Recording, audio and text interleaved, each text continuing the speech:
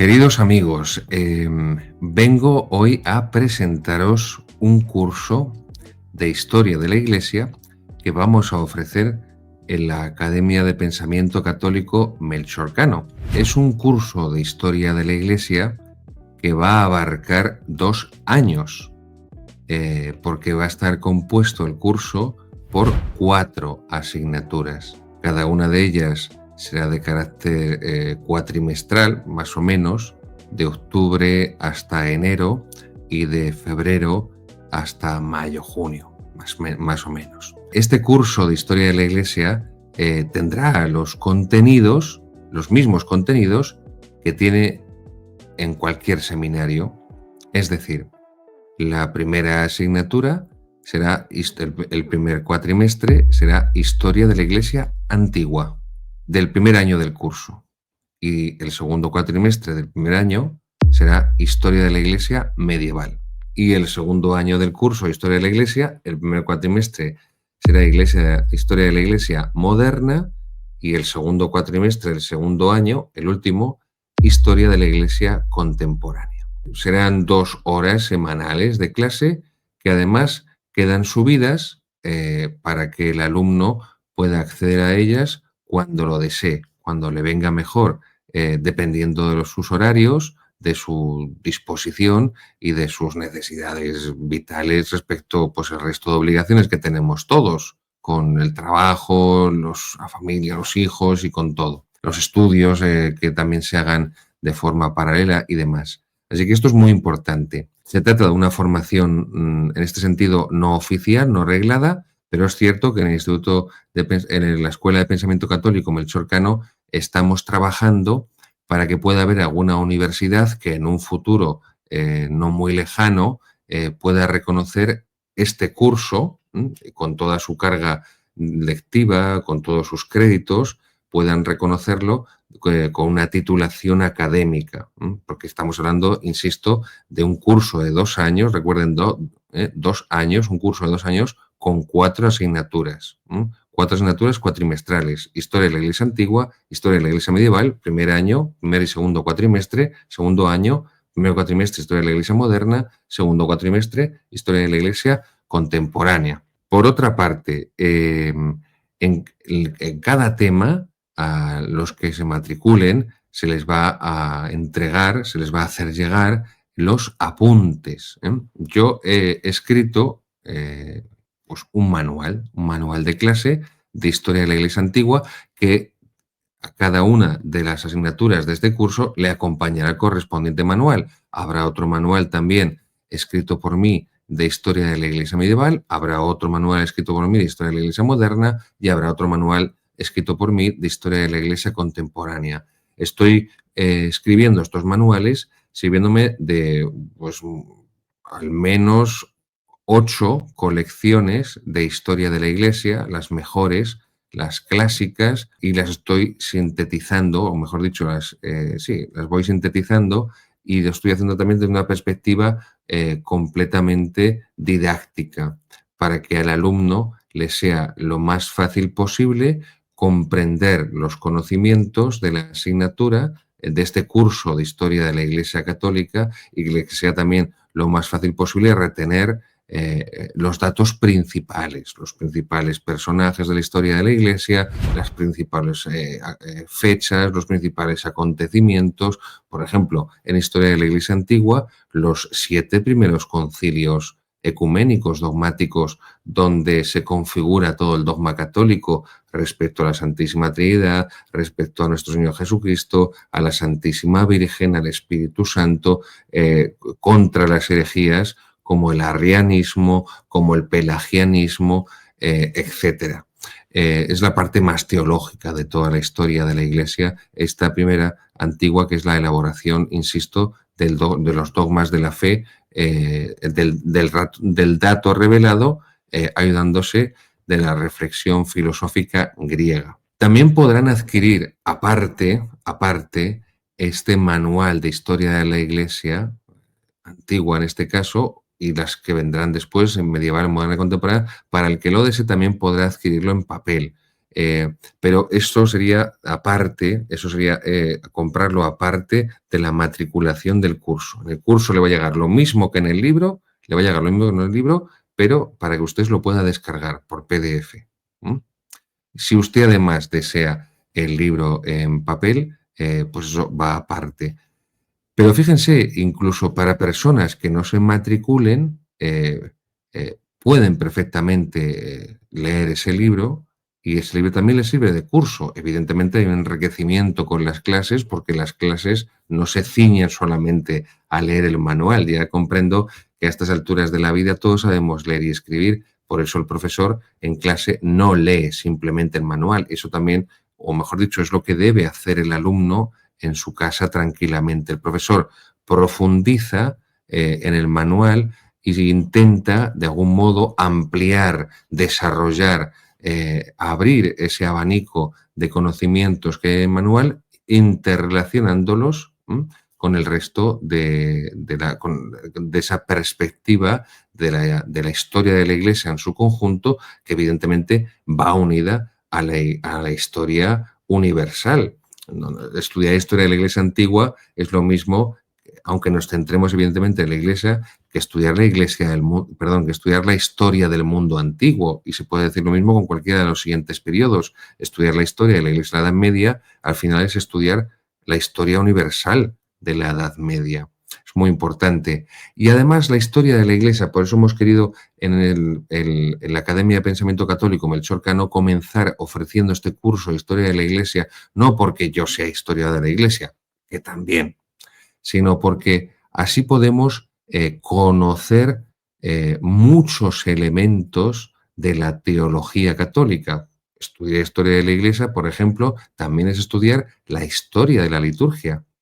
También es estudiar la historia de la teología, la historia de los dogmas, por supuesto, la historia de los santos. En este caso, en la historia de la Iglesia antigua, la historia de los mártires de las persecuciones del Imperio Romano, la historia de los primeros teólogos, de los primeros padres de la Iglesia, que además intervinieron en esos concilios ecuménicos dogmáticos tan importantes, el concilio de Nicea el año 325, el concilio de Calcedonia el año 381, el concilio de el concilio de Constantinopla en el año 381. No voy a darles toda la lista, que no quiero aburrirles ahora, pero la historia de la Iglesia nos ayuda a comprender y a conocer a los santos y el contexto de la historia universal y de la historia de la Iglesia en el que se desarrollaron sus vidas. Esto es algo muy importante porque no podemos conocer a los santos,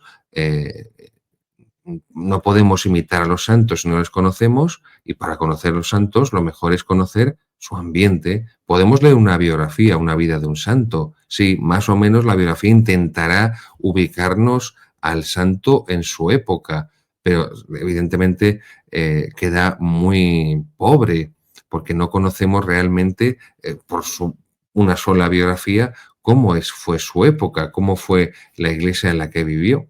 Entonces, toda esta perspectiva nos la abre el estudio de la historia de la Iglesia. Y entonces, leer historia de la Iglesia, estudiar historia de la Iglesia, es lectura espiritual, es formación, pero también es alimento del espíritu, no solamente alimento del intelecto, de la inteligencia católica, que esto es algo que todos tenemos que poner de nuestra parte esfuerzo para adquirirlo, una buena cultura católica, más en un mundo que se opone al cristianismo, que desconoce por completo el cristianismo, y también en una iglesia que nos ha tocado bien esta época en la que pues las herejías campan a sus anchas, y tenemos por eso que tener una muy buena formación y una muy buena cultura católica, y la forma de estructurar, de unificar la cultura católica pasa por el estudio y el conocimiento de la historia de la Iglesia. Voy a ponerles un ejemplo concreto.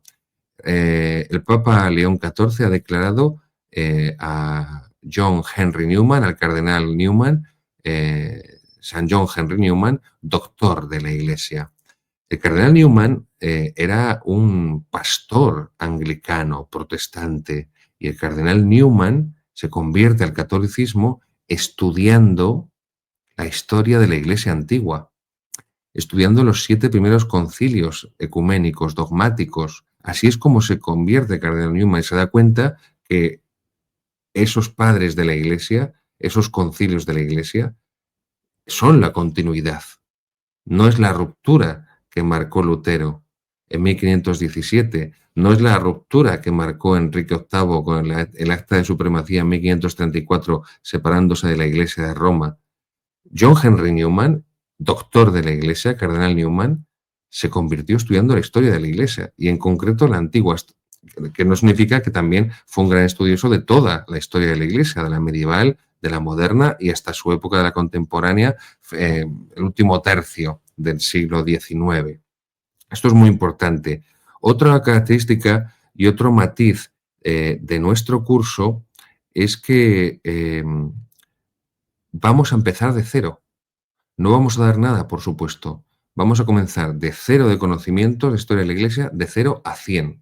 De 0 a 100. Y yo les aseguro que en esos apuntes que recibirán todos los que se matriculen y que están materializados en el libro en papel, he dedicado mucho trabajo, he dedicado muchas horas para hacerlo lo más esquemático posible, lo más claro posible, lo más riguroso, con rigor académico, historiográfico posible, pero al mismo tiempo que sea asequible para cualquier persona de cultura media, para cualquier persona con interés en conocer la historia de la Iglesia o en profundizar si ya tiene algún conocimiento introductorio.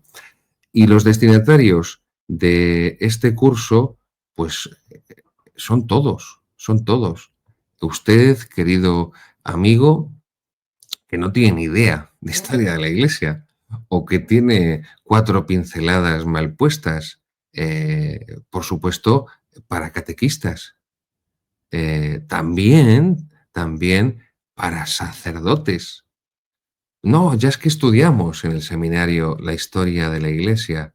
Eh, Bien, nos sirve para refrescar los conocimientos, para profundizar en esos conocimientos. Después de cada clase, en los apuntes o en el manual, adjunto una pequeña bibliografía, a veces no tan pequeña, en la que hago un breve comentario bibliográfico de esas obras para quien desee profundizar en algún tema en concreto y prolongar posteriormente el estudio por su cuenta en la cuestión que le parezca más interesante o que le llame más la atención.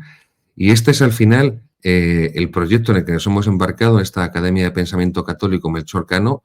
Por cierto, Melchor Cano fue un dominico tomista, gran teólogo de Trento, teólogo imperial, lo llevó el emperador de Trento, conquense de Tarancón, y hemos querido que él fuera nuestro punto de referencia por su tomismo, bueno, no cabe duda, por su fidelidad a la tradición de la Iglesia, eso es lo primero, por su vida de piedad y de unión con Dios, como buen dominico, su devoción intensísima a la Santísima Virgen, por su profundísimo conocimiento de la teología y la filosofía tomista. Le debemos a Melchor Cano el tratado de Logis Theologicis, el de los lugares teológicos. No voy a explicarlo ahora, pero es muy importante porque son las fuentes de la teología católica. Él hace un tratado sobre dónde están las fuentes de las que tiene que brotar, de las que tiene que beber, de las que tiene que alimentarse la teología católica.